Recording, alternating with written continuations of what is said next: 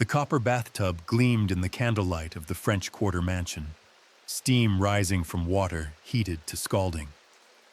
Lydia stood motionless beside the ornate fixture, her dark hands gripping a linen towel, watching the ripples settle into perfect stillness. Beneath that mirror-smooth surface lay Monsieur Henri Boudreau, his pale body motionless, his cruel mouth finally silent.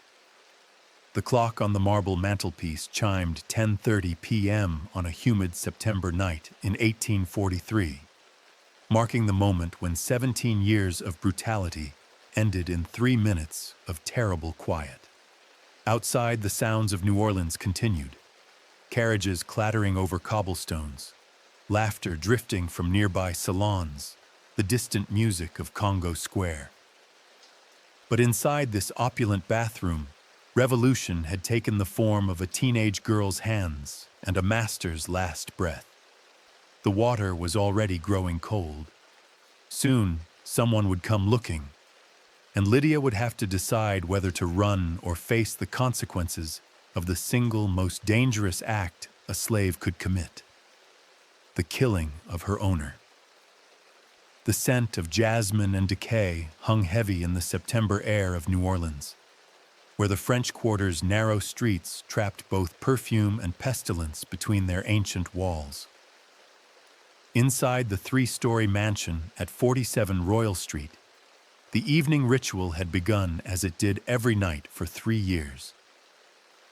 Lydia climbed the curved staircase to the master bedroom, her bare feet silent on imported marble, carrying brass buckets that sloshed with steaming water drawn from the kitchen below.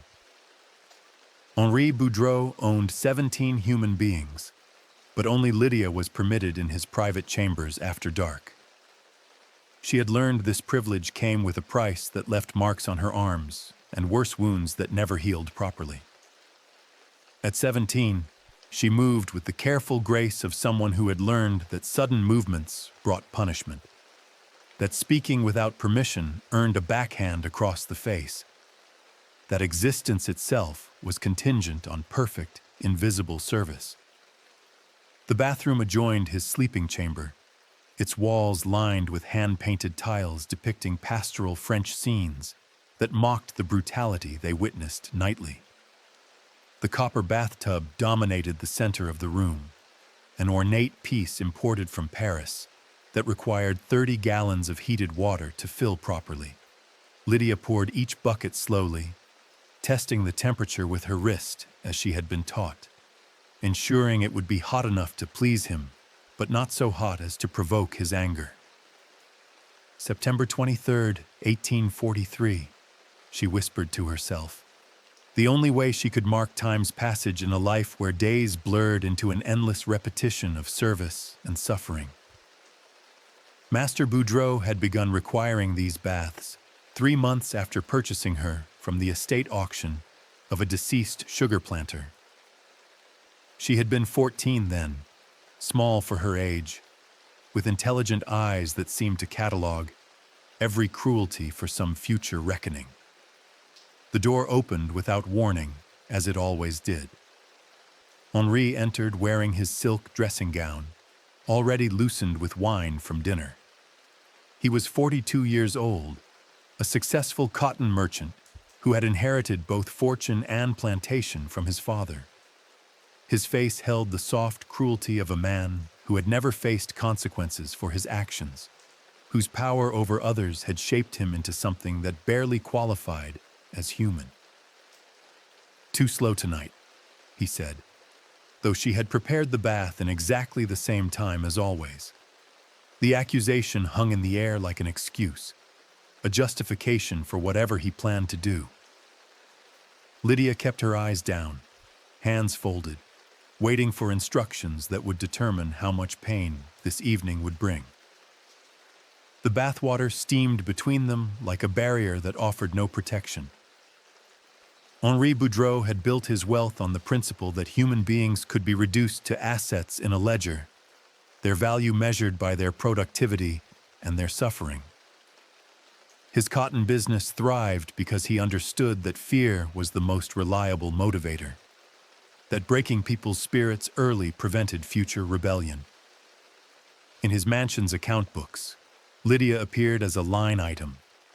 House girl, purchased April 1843, $450.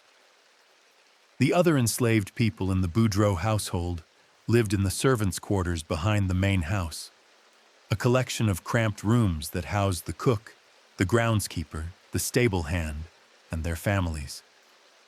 They whispered about Lydia with a mixture of pity and suspicion, understanding that her proximity to the master brought privileges: better clothing, adequate food, a small room in the main house, along with dangers they could only imagine. Marie, the cook, had tried to warn Lydia during her first week in the household. Stay quiet, keep your eyes down, and remember that some things a person has to survive rather than resist, she had said, while kneading bread in the kitchen before dawn. Marie bore scars on her neck from a previous master's whip, reminders of the cost of defiance. At 63, she had learned that survival sometimes required enduring the unendurable. But Lydia was young, and youth carried within it a dangerous belief that justice might exist somewhere in the world. She had been born on a plantation outside Baton Rouge to a mother who died in childbirth and a father she never knew. Her earliest memories were of working in the big house under the supervision of other enslaved women who taught her to read by candlelight, despite the legal prohibition against slave literacy. They had told her stories of places where people like her were free, of ships that carried runaway slaves to distant lands where no master could follow. Those stories sustained her through the years of sale and resale, through masters who ranged from indifferent to actively cruel. She had believed that Henri Boudreaux might be different when he purchased her, noting how he spoke French to his business associates, how he owned books in multiple languages, how he attended Mass every Sunday at the St. Louis Cathedral. Surely an educated religious man would treat his property with some measure of decency. She learned otherwise on her third night in the Royal Street mansion, when Henri summoned her to his room after the evening meal and explained her special duties. The bathwater had been only the beginning. Now, 3 years later, Lydia understood that education and religion meant nothing when they existed alongside absolute power over other human beings. Henri's cruelty was not passionate or impulsive. It was methodical, calculated, a deliberate system of control that relied on her isolation and helplessness. He knew that the other slaves couldn't help her without risking their own lives. He knew that the law offered her no protection.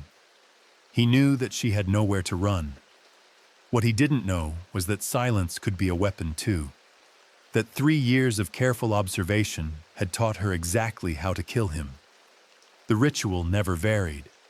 Henri would dismiss his clothing with the casual arrogance of someone who had never questioned his right to another person's labor. Lydia would stand beside the tub, holding towels and soap, her presence reduced to a function rather than acknowledged as a human being. The hot water would fog the mirror above the wash basin, obscuring her reflection until she became invisible even to herself. "Scrub my back," Henri commanded, settling into the copper tub with a satisfied grunt. The water level rose to within inches of the rim, steam carrying the scent of the lavender oil he insisted be added to every bath. Lydia knelt beside the tub, her cotton dress growing damp from the humidity, and began the task she had performed over 1,000 times. Henri's skin was pale and soft, unmarked by the physical labor that scarred the bodies of the people he owned. His hands, when they gripped her wrists during their nightly encounters, were smooth except for the calluses left by his riding crop. He spoke to her sometimes during these sessions, not conversation but ownership assertions, reminders that she belonged to him completely. that her body and will were his property to use as he pleased. Tonight felt different.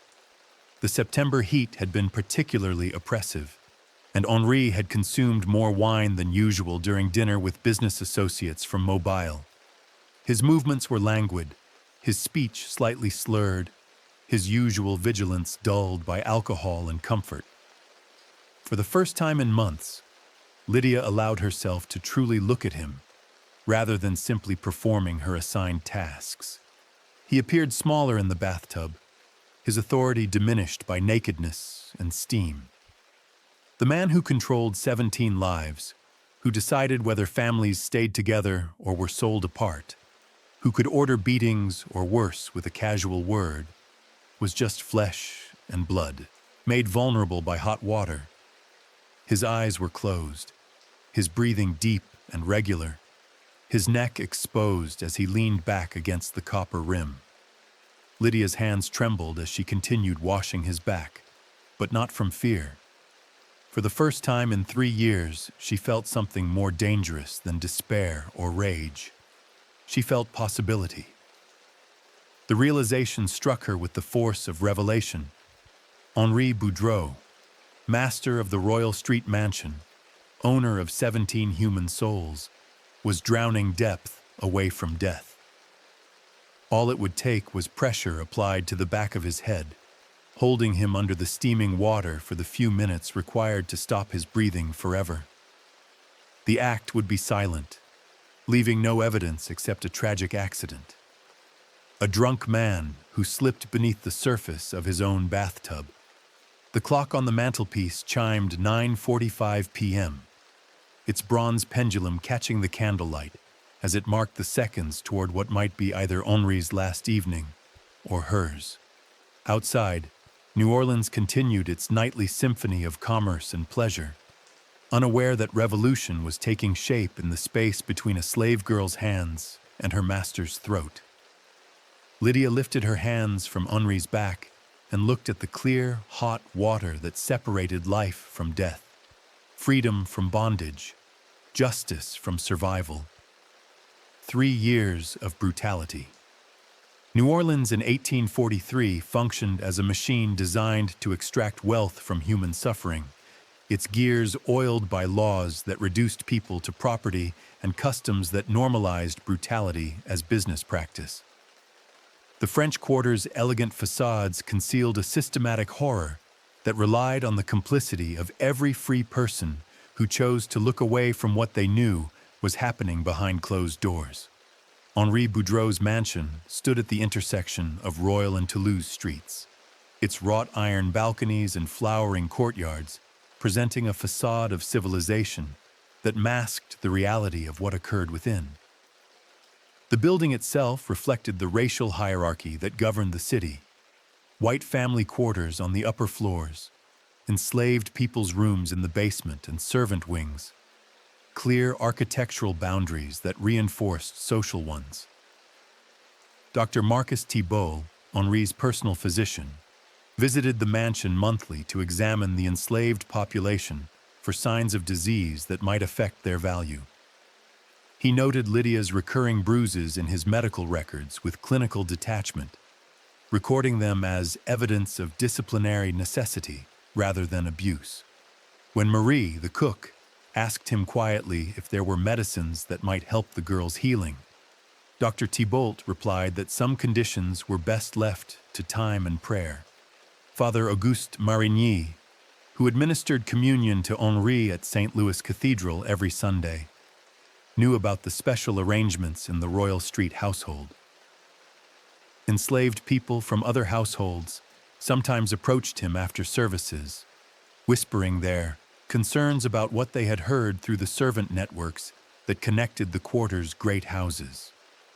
Father Marigny would listen with sympathetic expressions, then counsel patience and acceptance of God's will, explaining that earthly sufferings prepared souls for heavenly rewards. The system protected itself through willful blindness.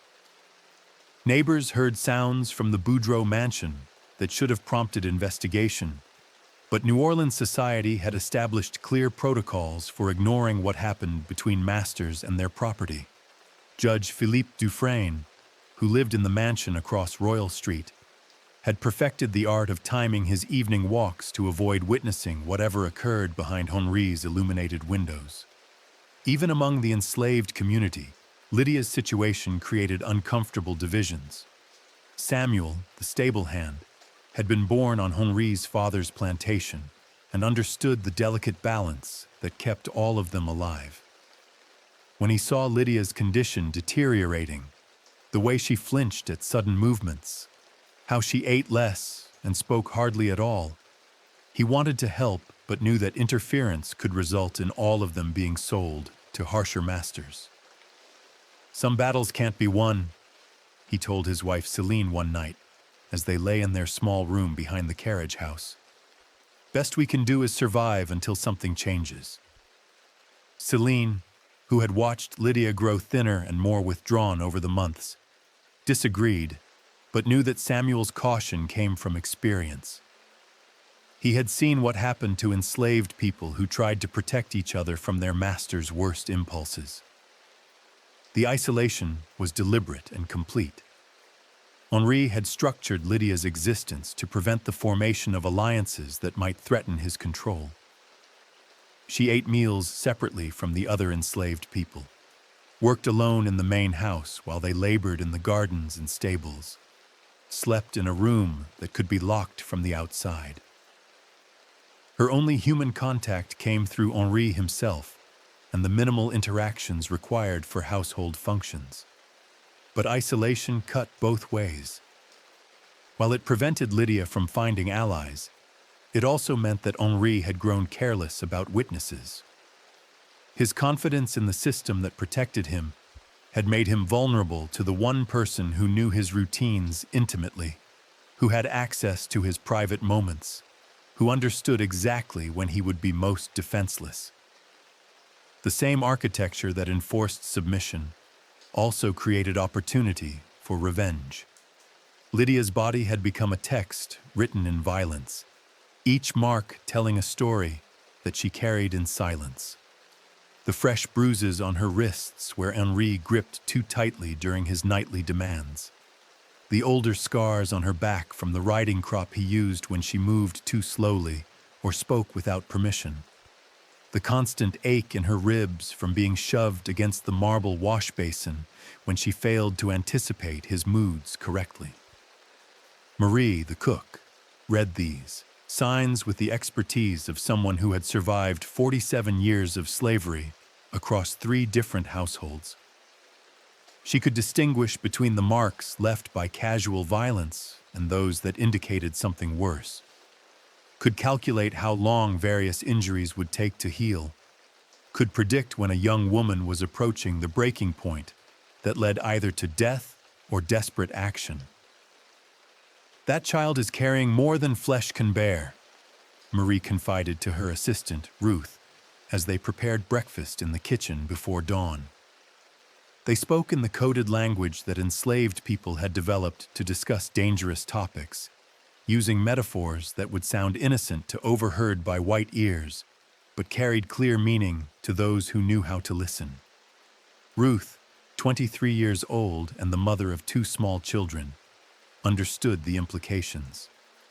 She had been raised in a household where the master's special interest in young enslaved women was considered normal, even beneficial for the girl's family, since it sometimes meant better treatment for relatives.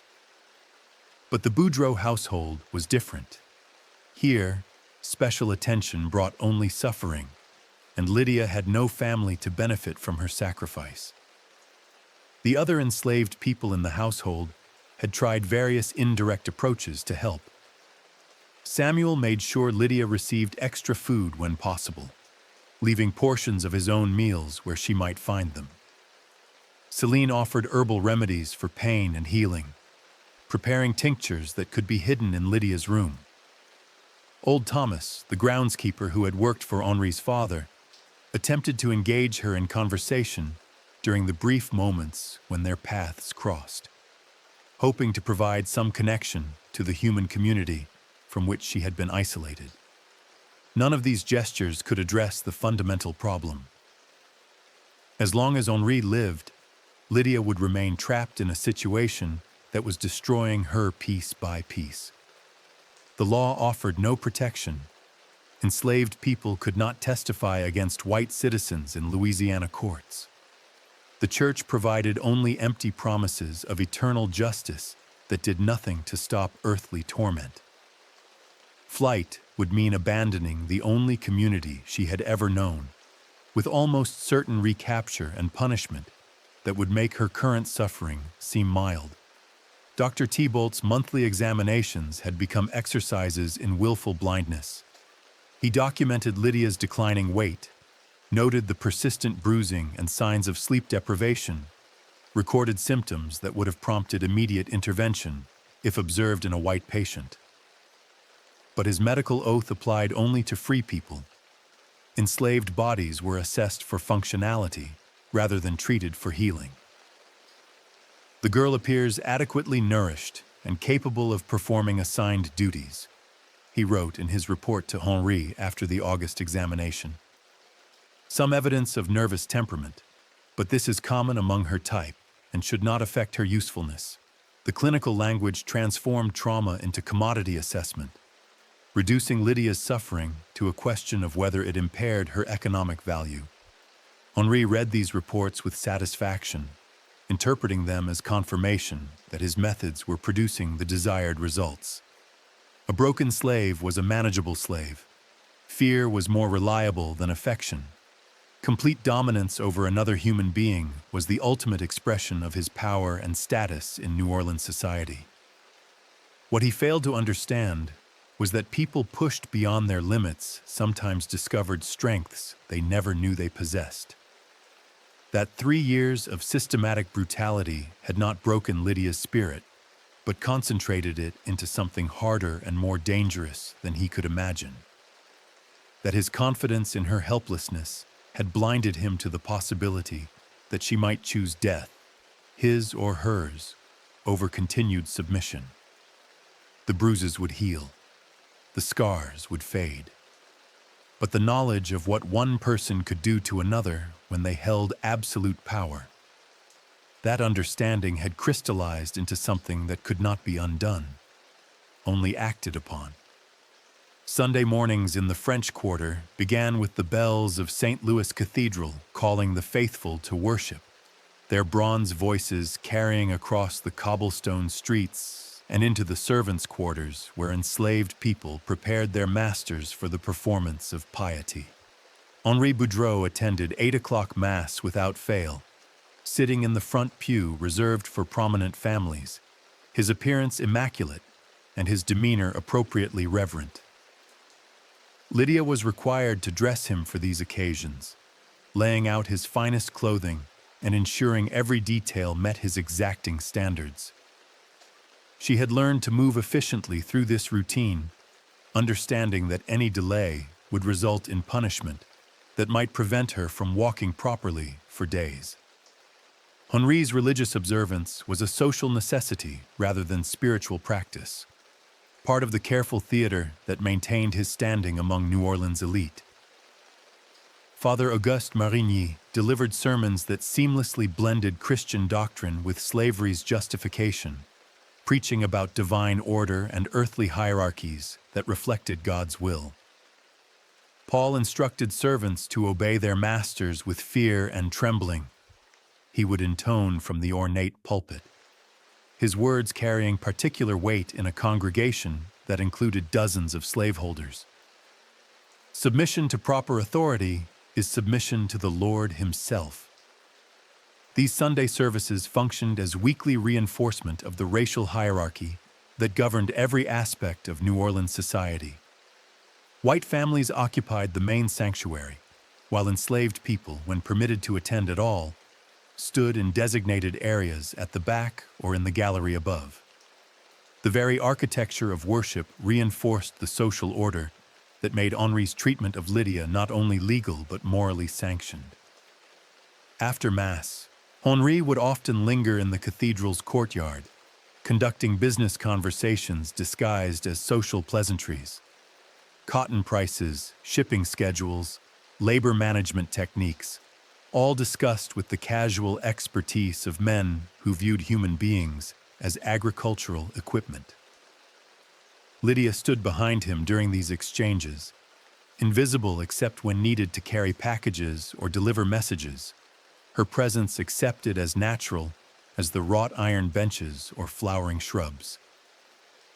Judge Philippe Dufresne, Henri's neighbor and frequent business partner, had perfected the art of discussing slave management as if the enslaved people present could not understand French. "The young ones require firmer discipline," he would say, while Lydia stood within earshot. "Too much leniency creates expectations that become problematic later." Henri would nod knowingly, adding his own observations about the necessity of establishing absolute authority early in the relationship. What these men failed to grasp was that their conversations served as education for the people they believed were too ignorant to comprehend strategy or too powerless to act on what they learned. Lydia absorbed every word, cataloging the casual cruelty and calculating the costs of the system that trapped her. She learned that her suffering was not accidental or personal, but systematic and deliberate, designed to maintain social structures that benefited white families at the expense of everyone else.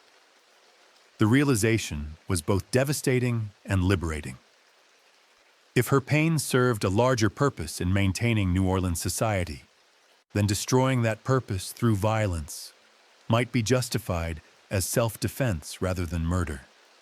If the law and the church and the community had all conspired to make her suffering legal and morally acceptable, then perhaps she owed them nothing in return. Not obedience, not submission, not even the preservation of Henri's life. Dr. Thibault often attended the same Sunday services, his medical authority lending additional credence to religious justifications for slavery. He would nod approvingly during Father Marigny's sermons about divine order, secure in his knowledge that science supported Scripture in confirming racial hierarchies. His monthly examinations of the Boudreaux household's enslaved population served as medical validation for whatever treatment Henri chose to inflict. But medicine, like religion, could cut both ways. Dr. Thibault's visits had taught Lydia about human anatomy, about which injuries healed quickly and which left permanent damage, about how long someone could survive without air before death became irreversible. Knowledge intended to help her maintain her usefulness as property had become information she could use to plan her master's destruction. The enslaved quarters behind Henri's mansion functioned as a separate community bound together by shared vulnerability and mutual dependence.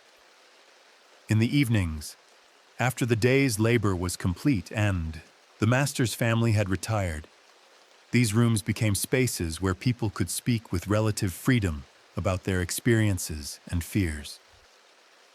But even here, certain topics remained too dangerous for open discussion. Lydia's situation was one of those forbidden subjects. Everyone knew what was happening, the sounds that carried from the main house, the progressive deterioration in her appearance, the way she moved with the careful gait of someone in constant pain. But acknowledging it directly would have required them to confront their own powerlessness to help, would have forced them to weigh her suffering against their own survival. Samuel, the stable hand, had tried once to intervene. In July, he had found Lydia collapsed in the garden behind the main house, unconscious from a combination of heat and the after-effects of Henri's previous night's violence. Samuel carried her to the shade and brought water, staying with her until she regained consciousness. When Henri discovered them together, he accused Samuel of abandoning his duties and ordered 20 lashes as punishment. The beating was administered in full view of the other enslaved people, a clear message about the consequences of interfering with the master's private affairs. Samuel bore the scars across his back without complaint, but the lesson was understood by everyone who witnessed it. Helping Lydia would only result in more suffering for all of them, without actually improving her situation. Celine, Samuel's wife, struggled with the enforced silence. She was 28 years old, the mother of 6-year-old twins who worked in the mansion's garden under her supervision.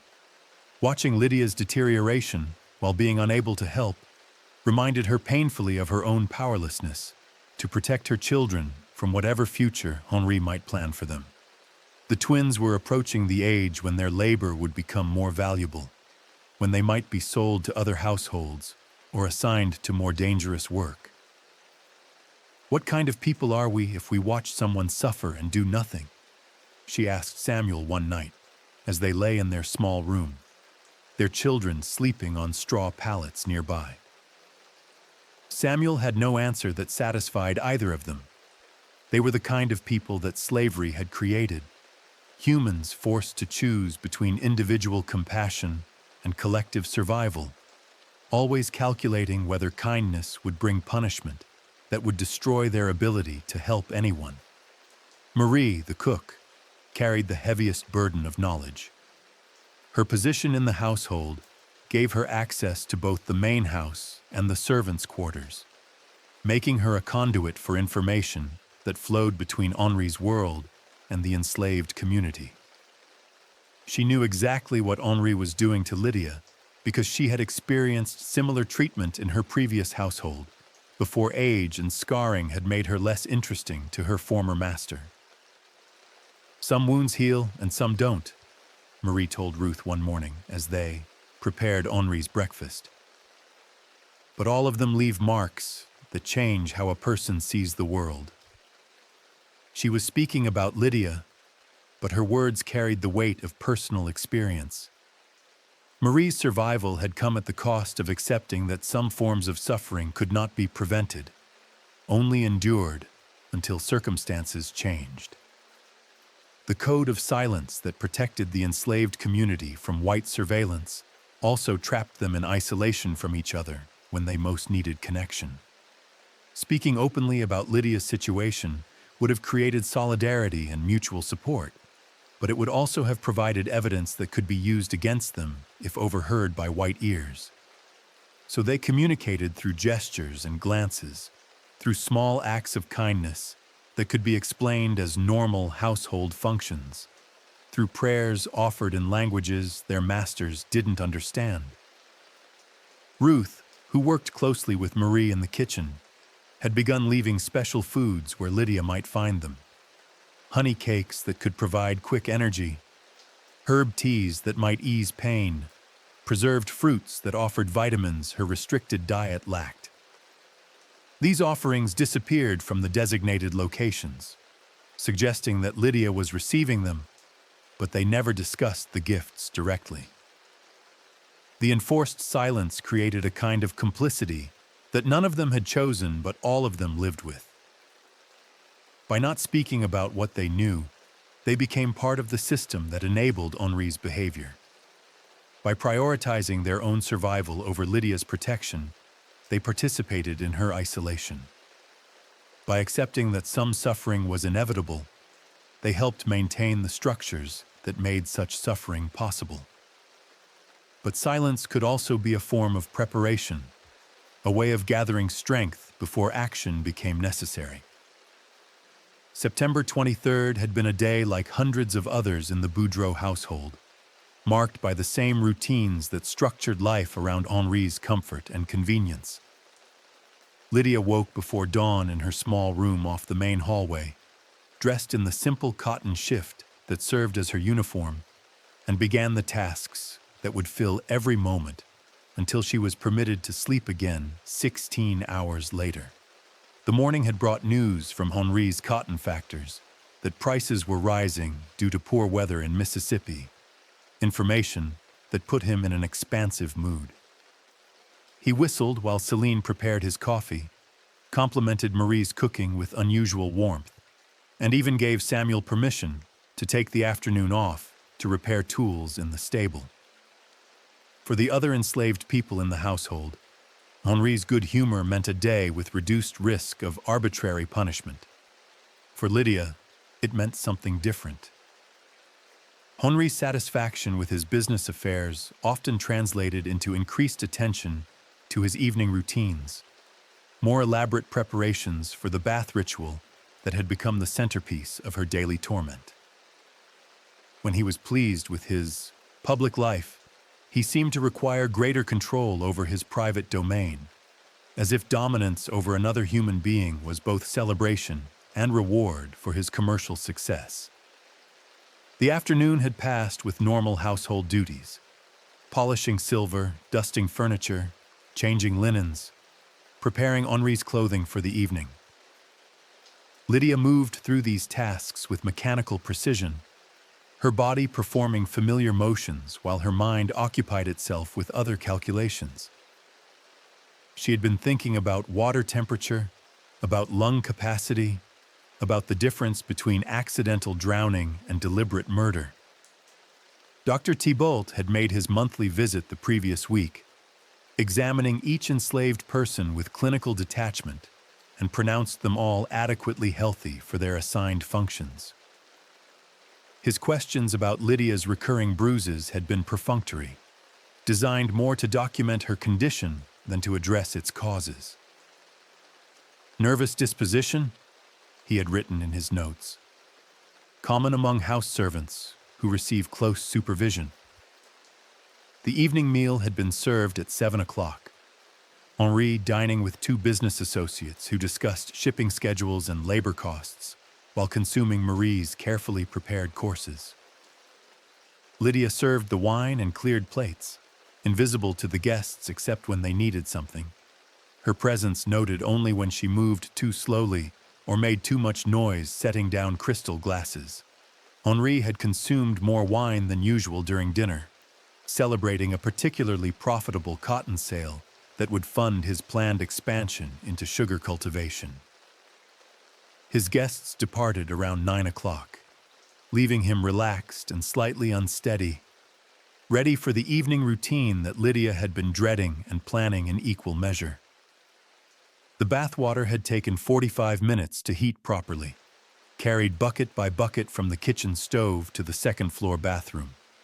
Lydia tested each addition with her fingertip, ensuring the temperature would meet Henri's precise preferences. Too hot would anger him. Too cool would be interpreted as deliberate defiance worthy of punishment. The water level rose slowly in the copper tub, steam filling the small room with humidity that made breathing difficult. Henri appeared at exactly 10 o'clock, as predictable as the cathedral bells that marked the hours throughout the quarter. He wore his silk dressing gown, his movements loose with wine and satisfaction, his expression holding the casual cruelty that had become as familiar to Lydia as her own reflection. Tonight felt no different from hundreds of previous nights, except for the weight of decision that pressed against her chest like stones. The clock on the mantelpiece chimed the quarter hour as Henri settled into the steaming water, his pale body disappearing beneath the surface up to his shoulders.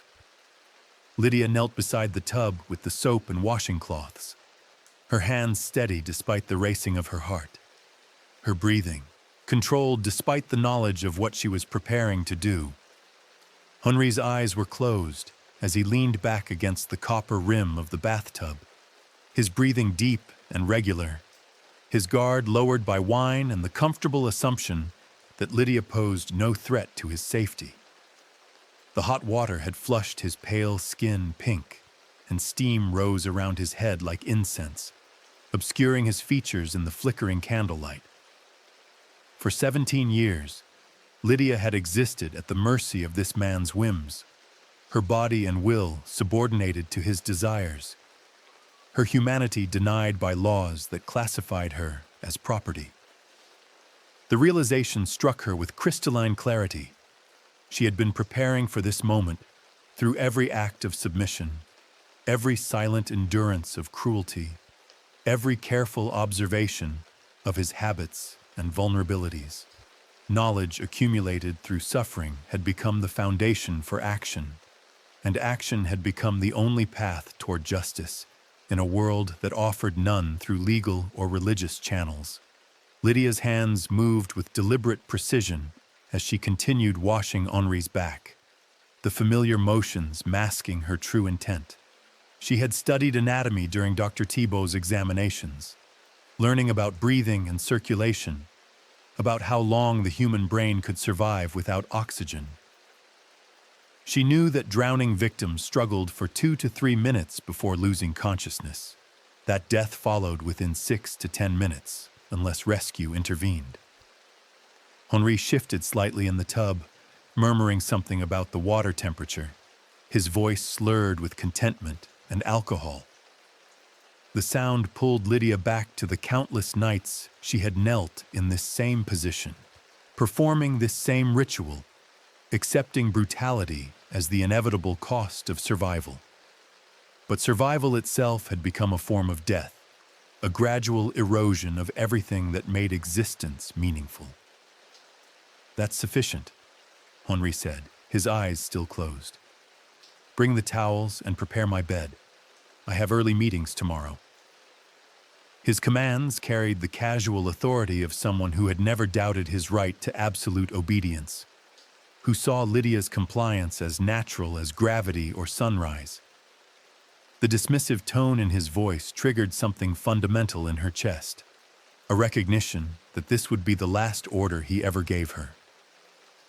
Lydia stood slowly, her movement deliberate and controlled. Henri remained motionless in the bathtub, his head tilted back, his throat exposed, his breathing slow and regular.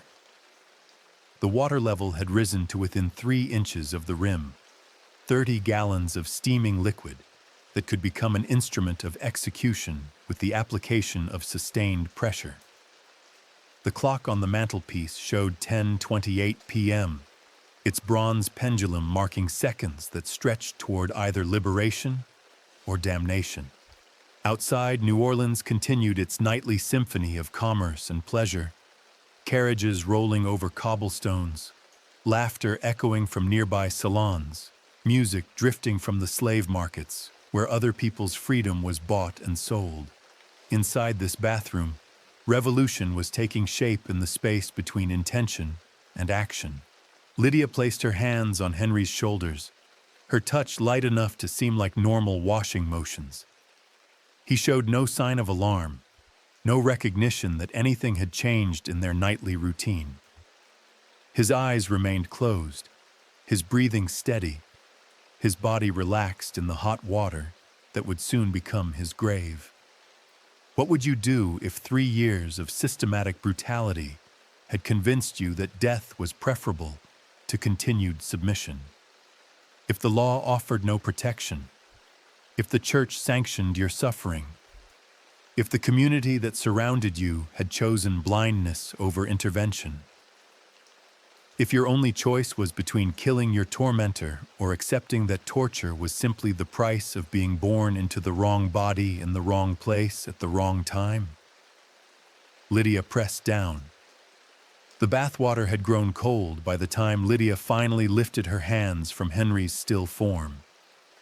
The clock on the mantelpiece chimed 10:45 p.m., marking 17 minutes since she had begun the act that transformed her from property into something the law would call a murderer.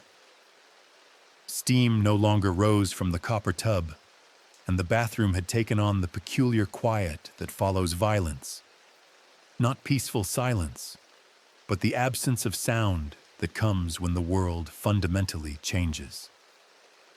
Lydia stood beside the bathtub, water dripping from her arms onto the marble floor, looking at what she had done. Henri's body floated motionless in the cooling water, his face pale beneath the surface, his eyes open but seeing nothing. The man who had owned 17 human beings, who had built wealth on the principle that people could be reduced to property, was now simply flesh that would soon begin to decay. The immediate problem was practical rather than moral. Henri's death would be discovered within hours, and the investigation that followed would focus immediately on the enslaved people in his household. Louisiana law presumed that any white person's death in the presence of enslaved people was murder unless proven otherwise, and proving otherwise was nearly impossible when the accused could not testify in their own defense. Lydia moved through the bathroom with mechanical precision, her mind racing through the implications while her body performed necessary tasks. She retrieved the towels that had fallen to the floor during the struggle, wringing out the excess water and arranging them to suggest Henri had been preparing to exit the bath when he slipped and drowned. She adjusted his position in the tub to look more natural, ensuring his head was positioned as it might be if he had simply lost consciousness and slid beneath the surface. The spillage on the marble floor posed a problem. Too much water suggested a struggle. Too little would seem inconsistent with a drowning accident. Lydia used additional towels to absorb most of the excess, while leaving enough to support the story she was constructing. A drunk man climbing out of a hot bath might easily lose his balance, might fall back into the water hard enough to create some disturbance. She checked her own appearance in the foggy mirror above the wash basin. Her dress was damp but not soaked, consistent with normal bathing assistance. The scratches on her arms from Henri's fingernails were visible but could be explained as accidents during her attempts to help him when she discovered his distress. Her story would be simple. She had left the bathroom briefly to retrieve additional towels, returning to find Henri unconscious in the water. The house remained quiet around her. Marie and Ruth would be finishing kitchen cleanup on the ground floor. Samuel and Celine would be in their quarters behind the main house, preparing for sleep after their long day of labor. Old Thomas would be securing the garden tools and checking the gates before retiring. None of them would expect to see Henri again until morning, when he typically demanded coffee and newspapers before beginning his business day. Lydia extinguished all but one of the bathroom candles, creating the dimmer lighting that would support her narrative of discovering the accident upon her return. She arranged the remaining soap and washing cloths to suggest interrupted bathing rather than a completed routine. Every detail mattered now. The difference between a believable accident and obvious murder could determine whether she lived to see another sunrise. Before leaving the bathroom, she allowed herself one final look at Henri's still form. 3 years of systematic brutality had ended in less than 20 minutes of sustained pressure applied to the back of his head. The same hands that had been forced to wash his body in submission had become instruments of his destruction. Justice existed after all, though not in the courtrooms or churches that claimed to dispense it. Lydia descended the curved staircase to the ground floor with measured steps, her breathing controlled despite the magnitude of what had just occurred. The grandfather clock in the main hallway showed 10:58 p.m., its bronze pendulum marking time that now moved toward either her freedom or her execution.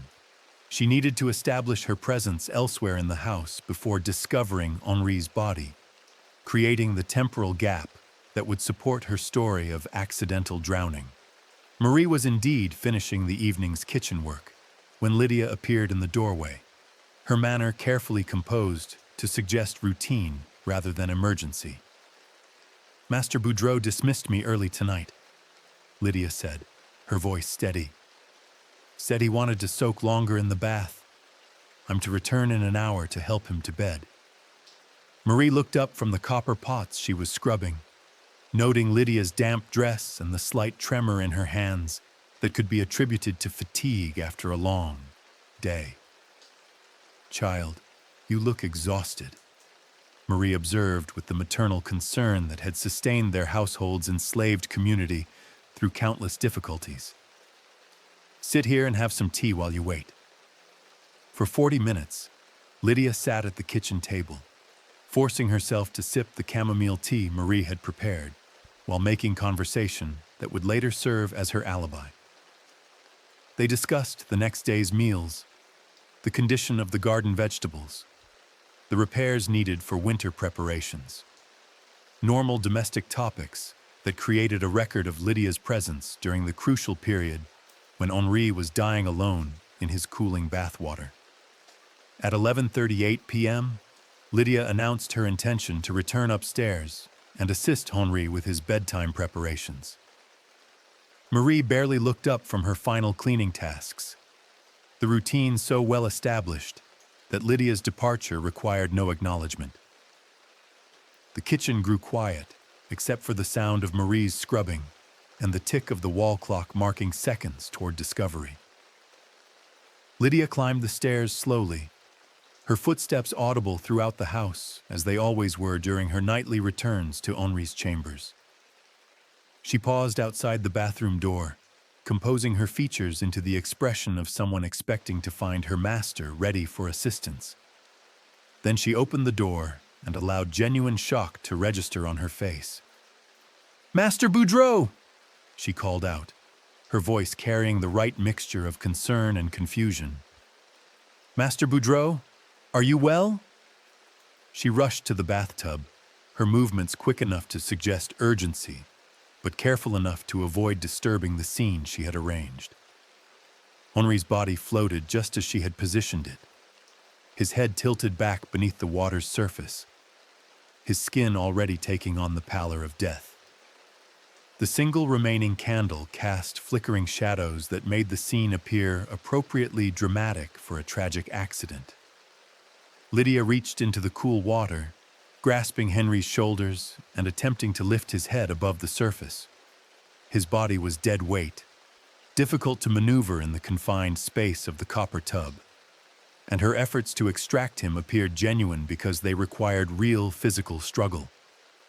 Water sloshed and spilled as she tried various approaches to lifting his unconscious form, creating additional evidence of her rescue attempts. "Help!"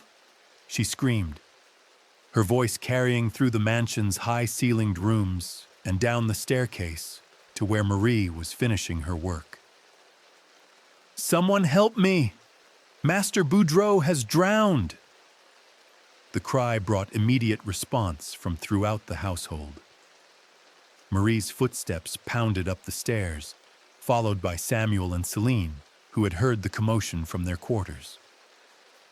Old Thomas appeared from the garden entrance, his weathered face grave with understanding that emergency in the master's house meant danger for everyone who lived there.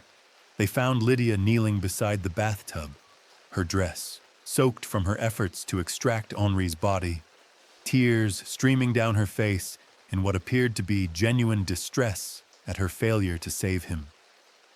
The bathroom was in disarray from her rescue attempts, towels scattered across the wet floor, water everywhere, the single candle casting dancing shadows over a scene of obvious tragedy.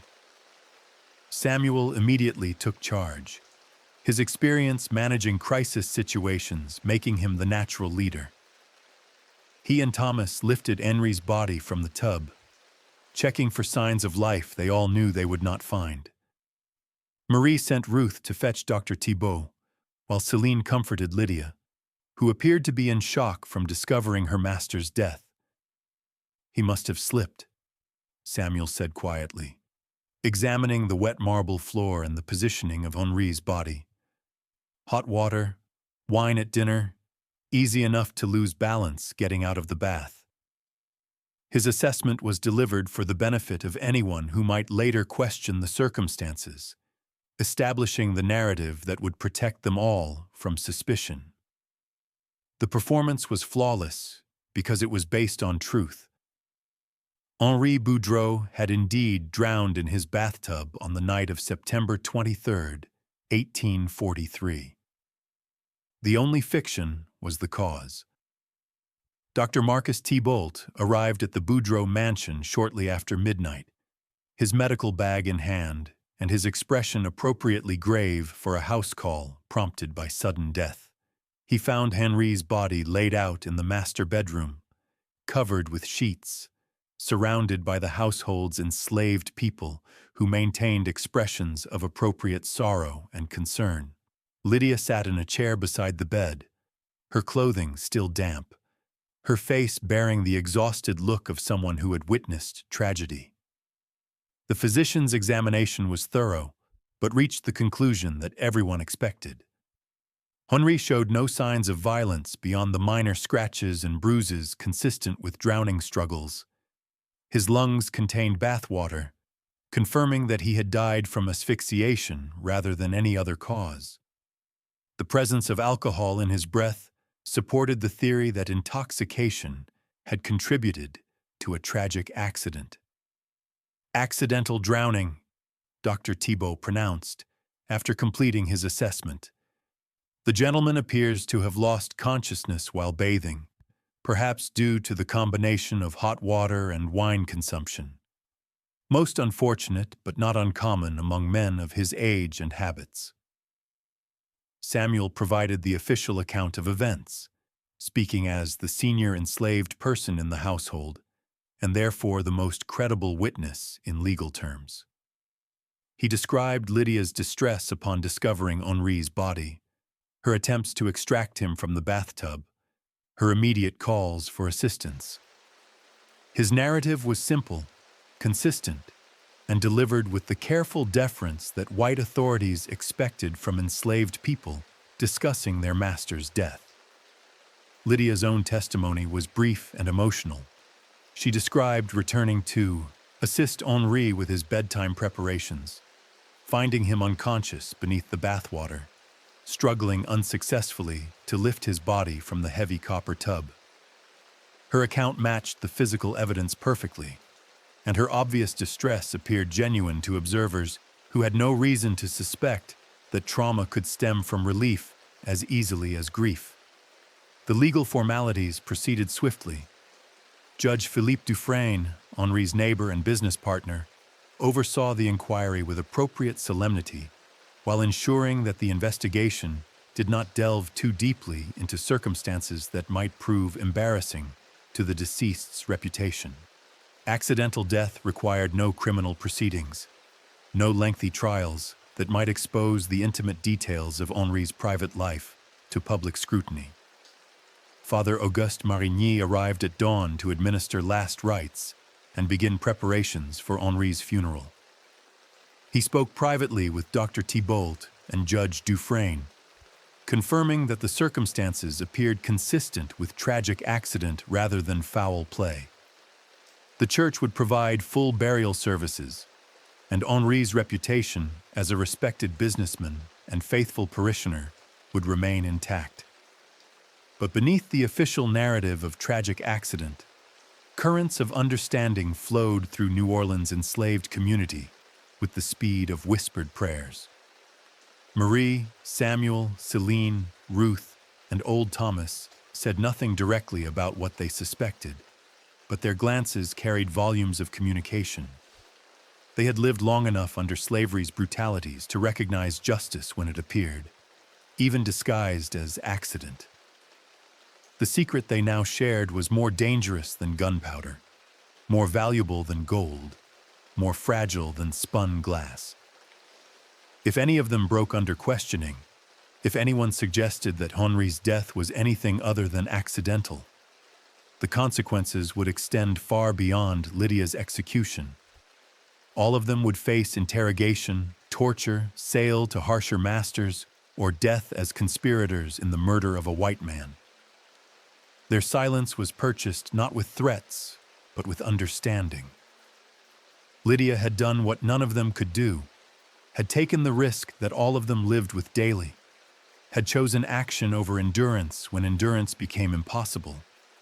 They protected her not from loyalty alone, but from recognition that her courage served their collective need for proof that resistance was possible.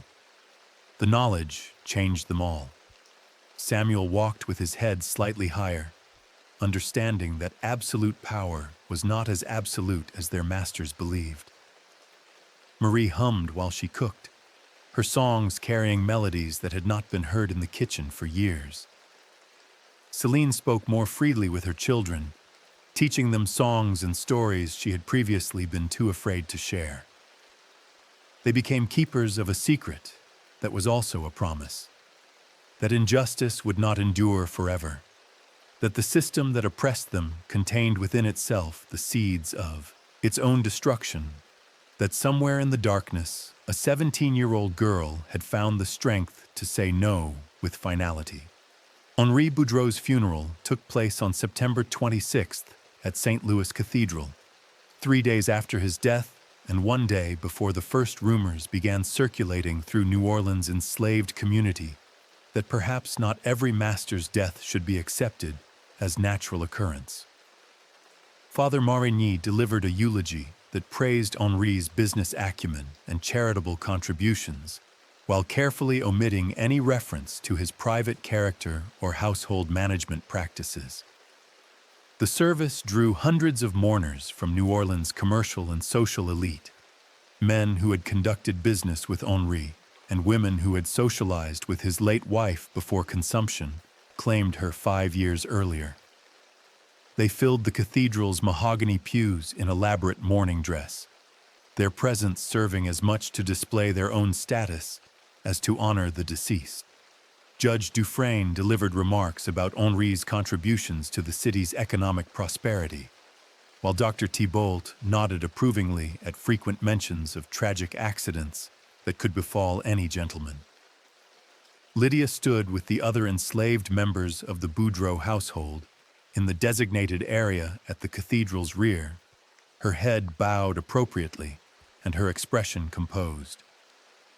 She wore a black dress borrowed from Marie, the closest approximation to mourning attire that their circumstances allowed.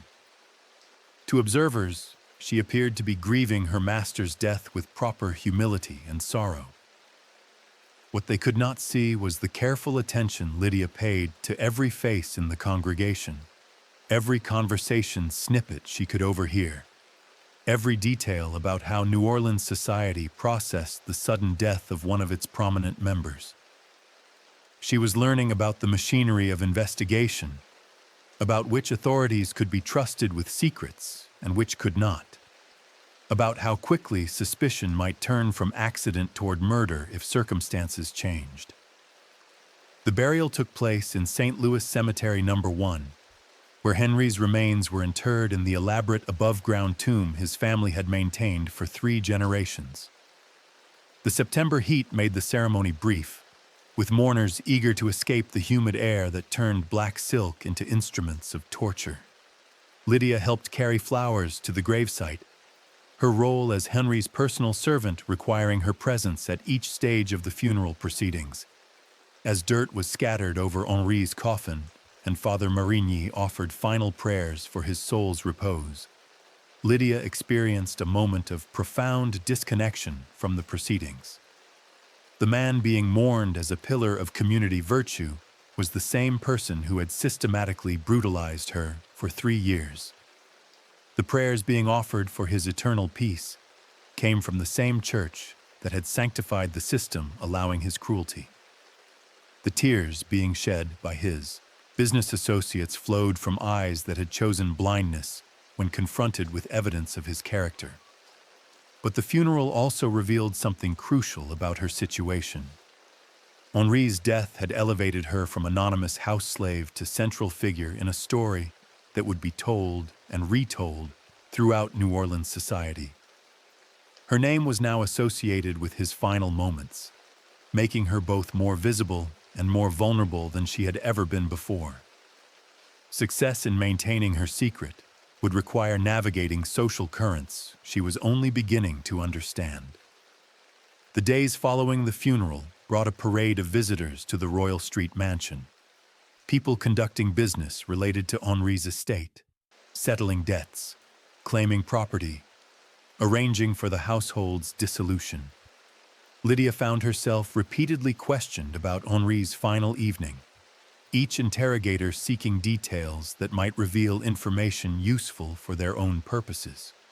She maintained her story with unwavering consistency, describing Henri's apparent good health at dinner, his dismissal of her services after his bath preparation, her discovery of his body in the cooling water. Judge Dufresne assumed temporary administration of Henri's affairs, including decisions about the fate of his enslaved property. The 17 people who had lived and worked at the mansion faced uncertainty about their futures, understanding that they would likely be sold to settle Henri's debts and distribute his wealth among distant relatives.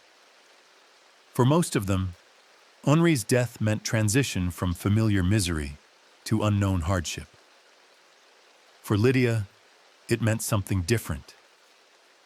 Several potential purchasers had expressed specific interest in acquiring her services, drawn by her reputation for managing difficult household tasks and her experience with wealthy households' particular requirements.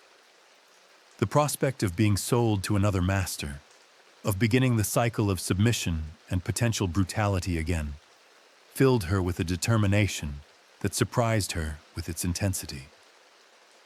She would not survive another Henri Boudreau.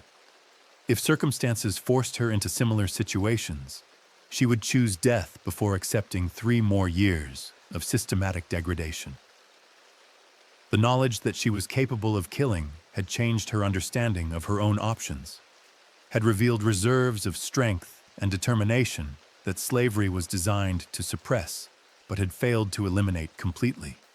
The secret she carried grew heavier with each passing day, but it also grew more powerful, transforming her from victim to actor in her own story. October brought the yellow fever season to New Orleans, that annual reminder of mortality that sent wealthy families fleeing to country estates, while the poor remained to face whatever pestilence the summer heat had incubated. The Boudreau mansion stood largely empty during this period, its enslaved population reduced to essential caretakers, while Judge Dufresne arranged for their eventual sale and the property's disposition.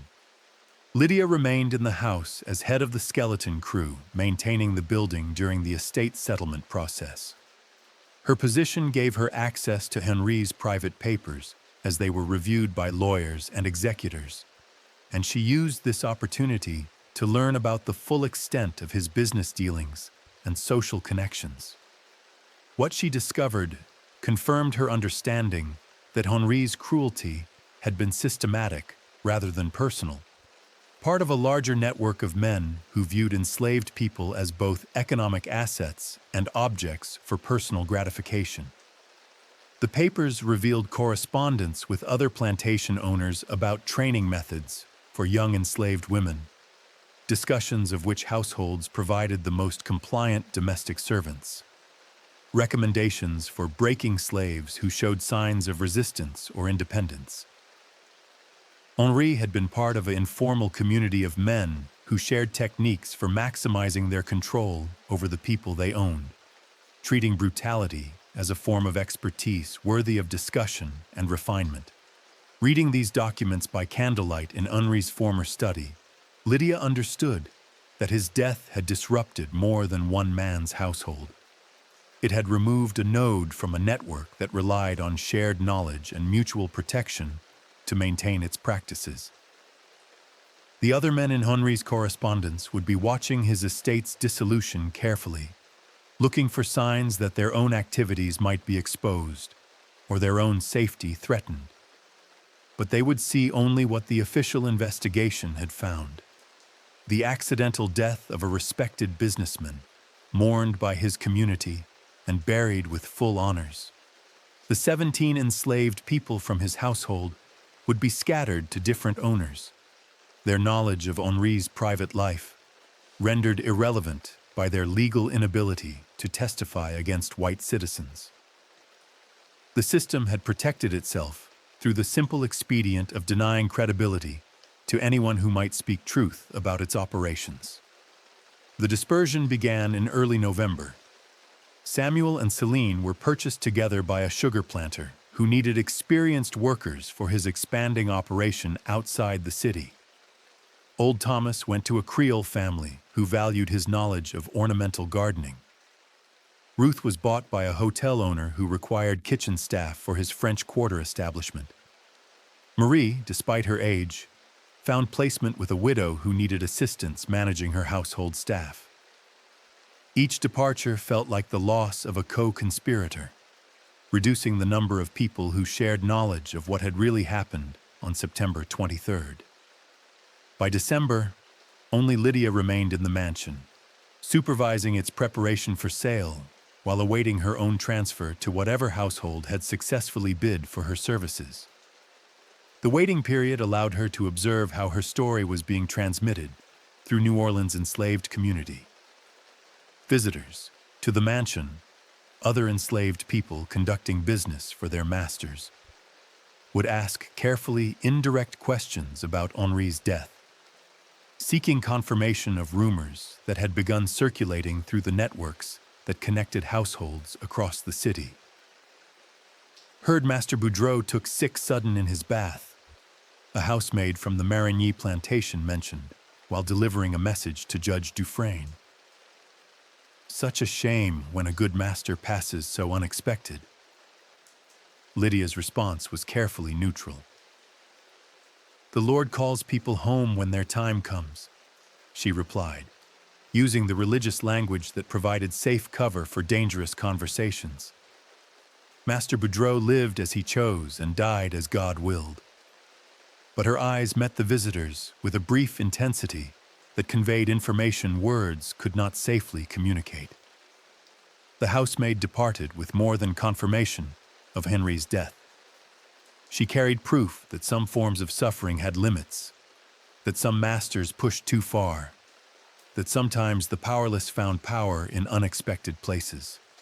Through the autumn months, Lydia's name began appearing in conversations throughout the quarter's enslaved community, spoken in the same breath as stories about runaways who made it to free states, about masters who died in suspicious accidents, about small acts of resistance that accumulated into something larger than their individual components. She became a symbol before she became a legend, proof that the system's apparent invincibility was based on consent rather than inevitability. The truth remained hidden, protected by people who understood that some secrets were more valuable than gold and more dangerous than fire. But the meaning of that truth spread like seeds on favorable wind, taking root in the minds of people who had been taught that their suffering was permanent and their oppression was divinely ordained.